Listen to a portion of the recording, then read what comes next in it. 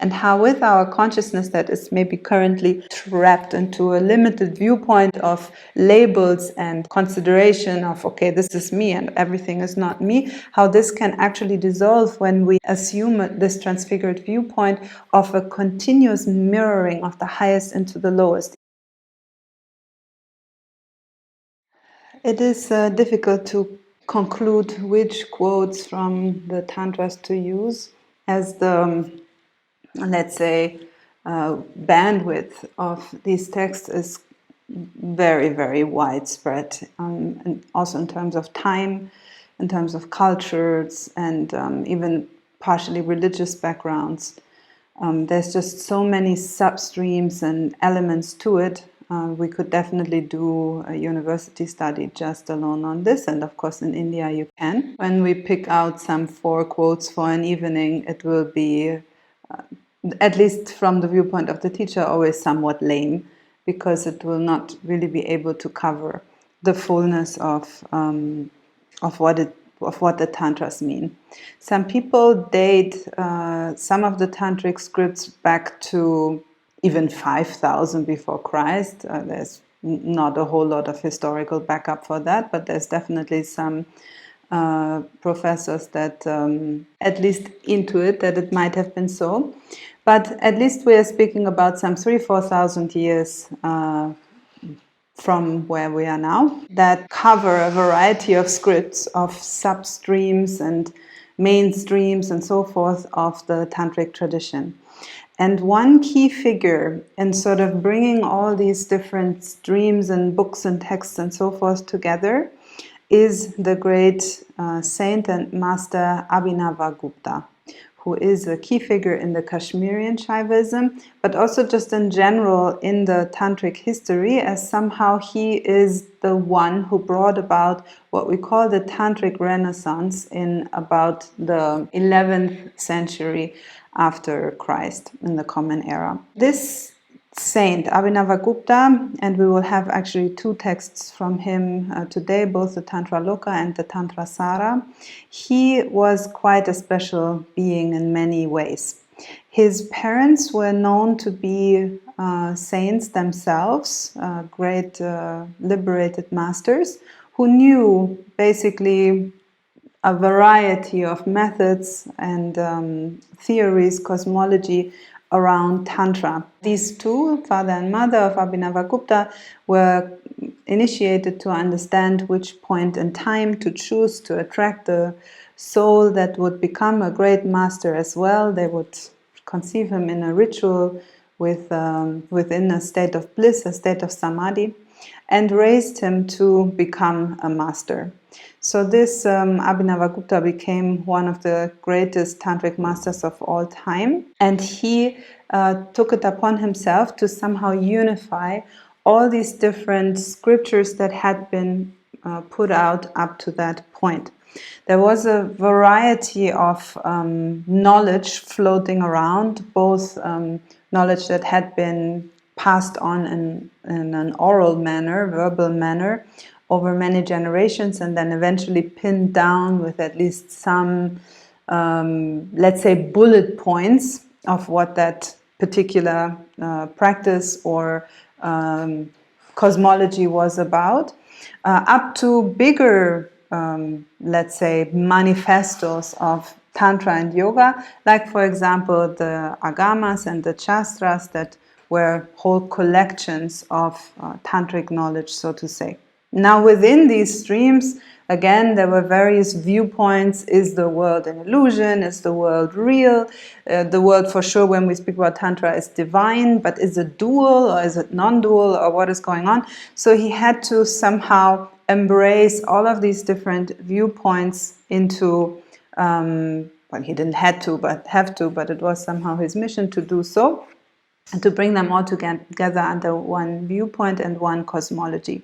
And basically the biggest work of Abhinavagupta, and he wrote many different scripts, but the big compendium, the big encyclopedia of Tantra from this key figure of the Tantric history is the Tantraloka.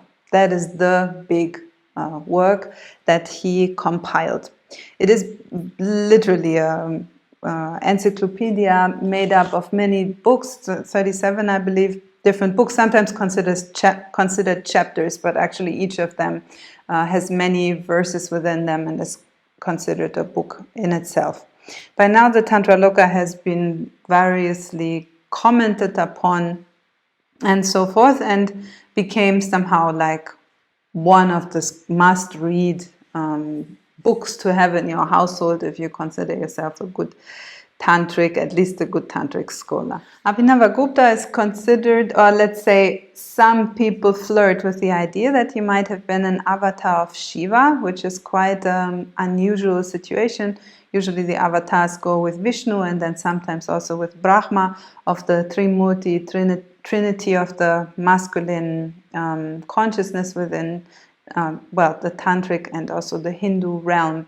So usually that masculine principle which manifests and that masculine principle which maintains creation are the ones that produce avatars and saints that come into the world and help the people in the world to thrive and to find maybe their way back to enlightenment or find enlightenment in the first place, and so forth.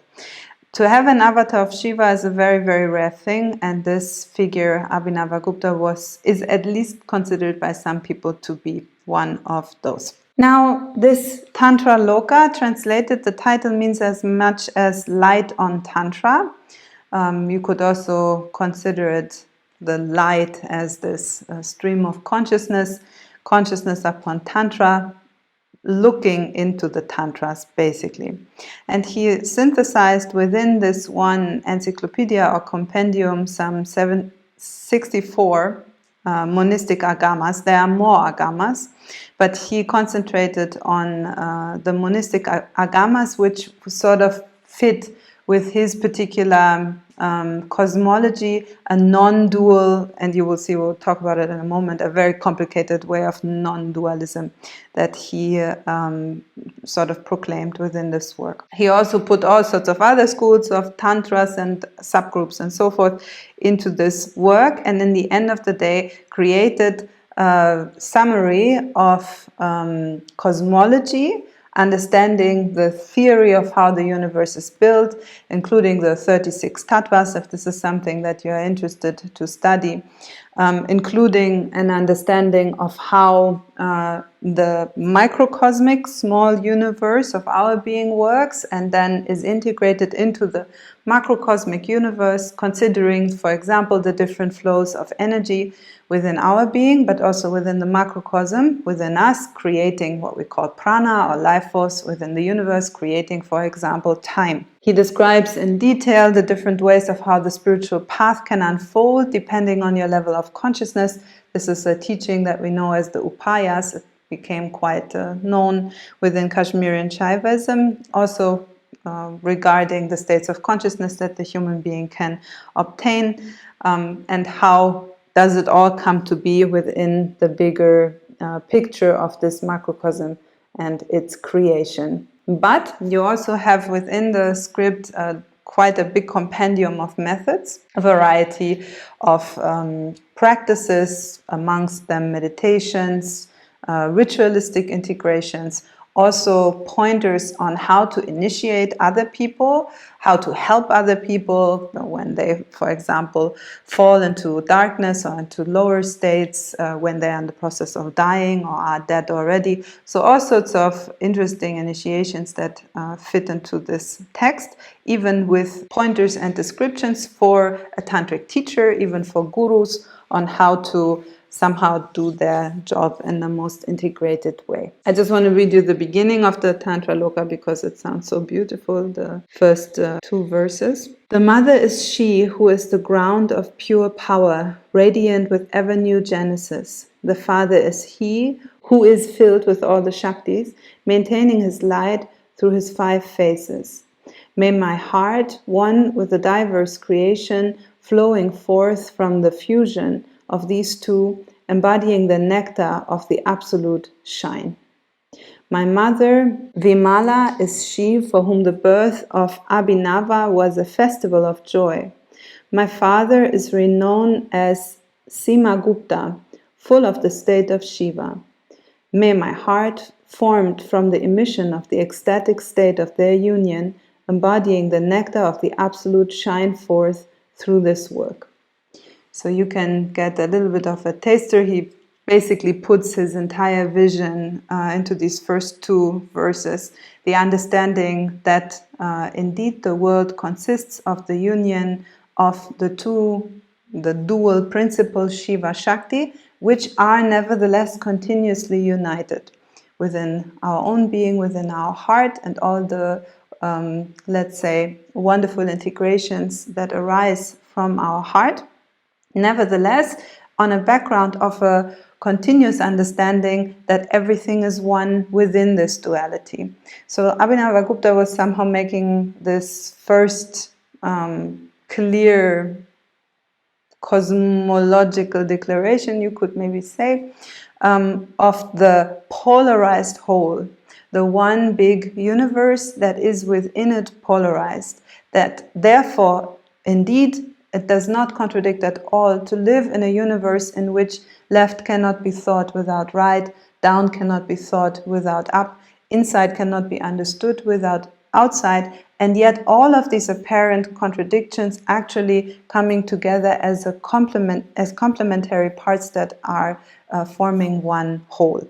Now, within this text, as glorious and Bible-like as it may be, we have some interesting choices of wording, which is due to the, let's say, particularity of the tantric path as it is, but of course holds within it a lot of symbolism. So let's hear one of these cute and glorious verses, which we also promised you in the preview to this lecture. Just as the female donkey rejoices in her heart after entering into the temple of bliss of her own abode, which is her yoni, her vagina, which is full of expansions and contractions, so also the yogi penetrates into the couple Shiva and Shakti that is established in expansion and contraction, and that is totally full with a multitude of positive entities being manifested and dissolved again. So, in simple words, just as the female donkey enjoys very much when her yoni is fulfilled, her vagina is filled, so to say, and she enjoys the expansions and contractions within her yoni, within her vagina, just exactly like that, like he puts it clearly that it is the same thing, that the yogi would penetrate into the duality, into the couple of Shiva, Shakti, energy and consciousness, that is continuously established into a state of expansion and contraction as well, and within it all the multitude of all the Shaktis, all the energies, all the entities, all the bliss, everything is to be found, is created within that. This is chapter 5, verse 58, if you want to refer to it. Now, there's a lot of different pointers somehow within this seemingly cute little verse. So first of all, clearly it is stated that the couple Shiva Shakti is basically within everything. There is a point why we choose the vagina of a donkey. To make clear, okay, the most worldly thing that you could think of, and where you maybe wouldn't think of worship and religious belief and cosmic principles and so forth. In that, you have the same, you have an equality, you have even the presence of the divine couple Shiva Shakti. Now, this tantric current, or maybe doctrine, if that word is not too charged for you, that Abhinavagupta established, is called non-dualistic, dualistic non-dualism, which is already a very funny thing in itself. But it makes a point, exactly as I said before, of the polarized whole. It is dualistic, the world as Abhinavagupta looks at it. There is the couple Shiva Shakti, but they are unified continuously. Therefore, it is non-dualistic. And also, it is in general a non-dualistic system and even an Advaita system, even though it is not considered directly Vedantic, but it is a system that considers everything to be one, and the universe therefore to appear as one huge hologram of the highest creative duality Shiva Shakti, reflecting into everything within it. Another verse in the Tantraloka, chapter 9, verse 75 says, the malas, or the negative vibrations, let's call them, are just the absence of knowledge and not something substantial.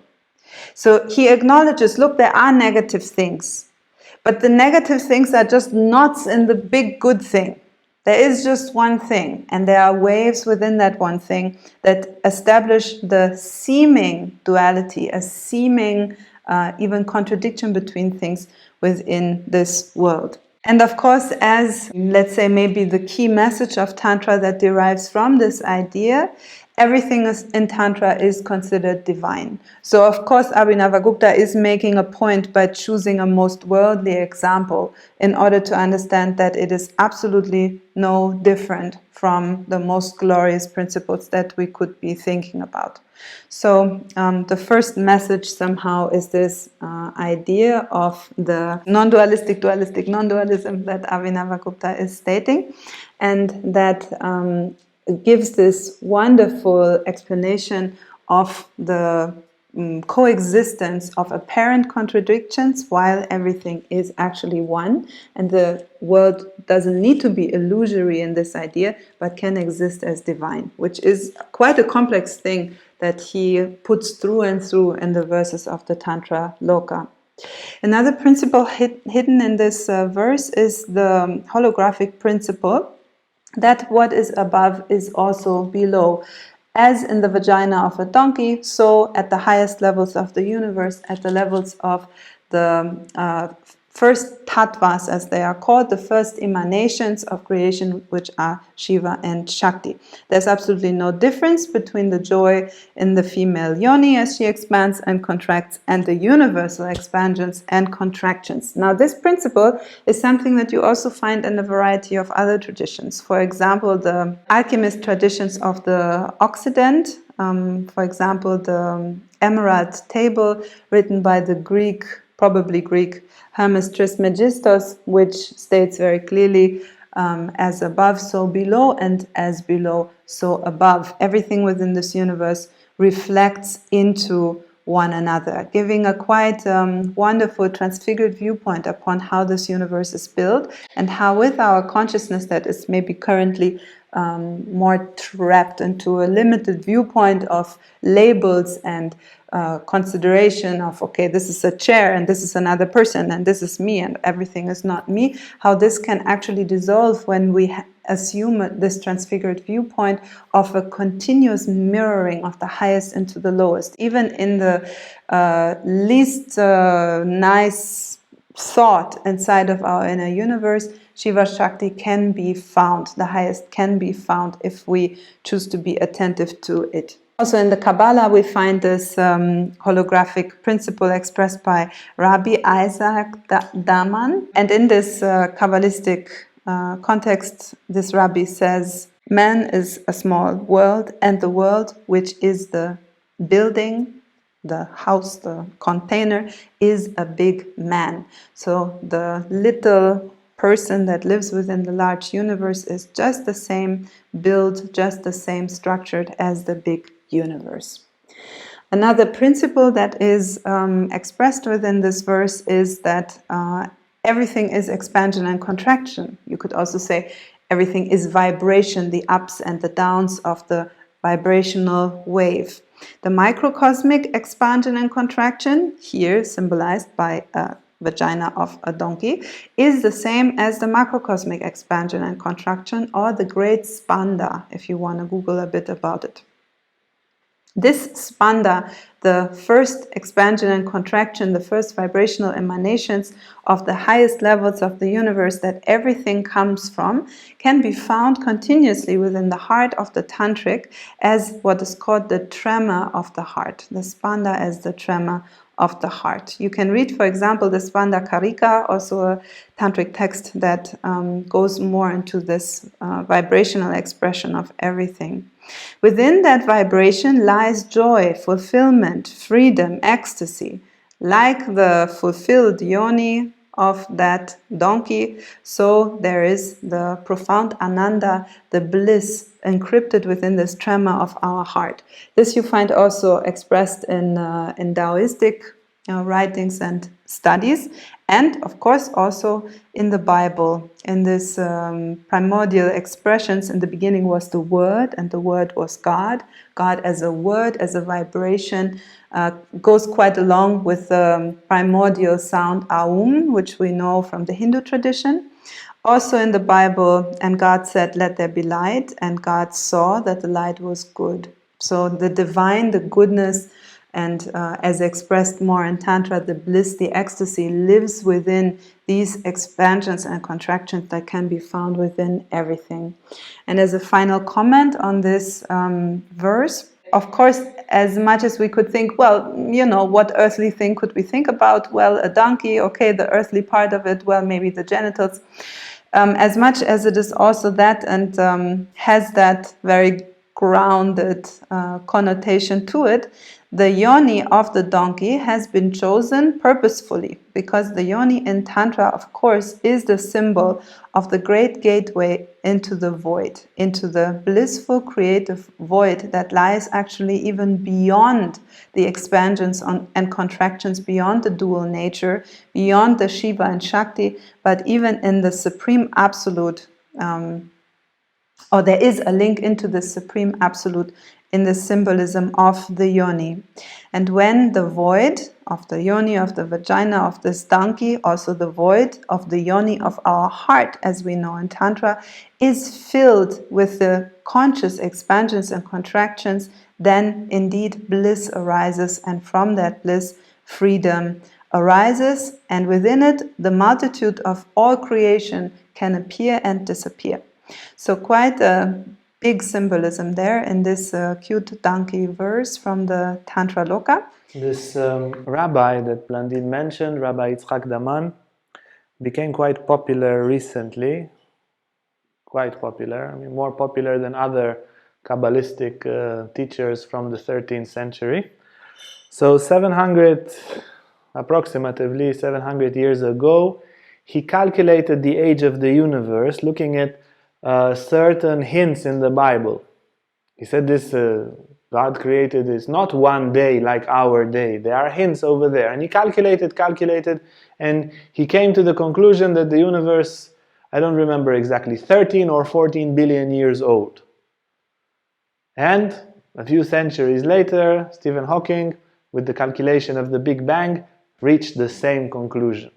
And since then, he is very celebrated and very loved, saying, we knew it 700 years ago. It's written in the text when you don't read it like a child. When you read it, the Bible, like an initiate into the clues of it, you reach the correct size of the universe. So you can check up the calculations, Rabbi Yitzhak Daman. Also, the universe, just a little after it was born, a few 100,000 of years, it had the shape of an egg, which also corresponds to Hiranyagarbha, saying that the universe was made out of a point of light, and that point of light became an egg of light, which, again, scientists confirmed.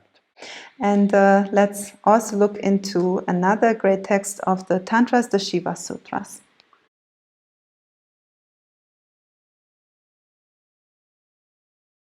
Hey guys, if you like this video, make sure to like and subscribe to our YouTube channel for more content on spirituality, Tantra and more.